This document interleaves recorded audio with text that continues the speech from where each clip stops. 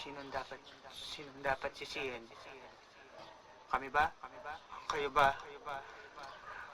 Wala kaming kasalanan. Kayong kasalanan. Kayo dapat sisihin. Sabi nila, tutupukin ng apoy ang sanlibutan upang maging kabayaran sa kanilang mga kasalanan. Sabi naman ng iba, lulunurin tayo ng malaking baha para maiwan ang mga walang sala.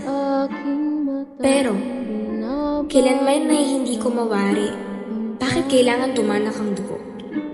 Umiyak ang langit, magningning ang kalawakan, hindi dahil sa mga bituin, kundi dahil sa kinang ng sinasabi nilang hustisya. Asang sumisipot kung makuway sa aking piling, aking lilim, o buhay. Kung titignan, masarap mabuhay. Sa pagsikat ng umaga ay sasapit ang paglaya, lahat ng kapos masisira, dito na matatapos ang dilim,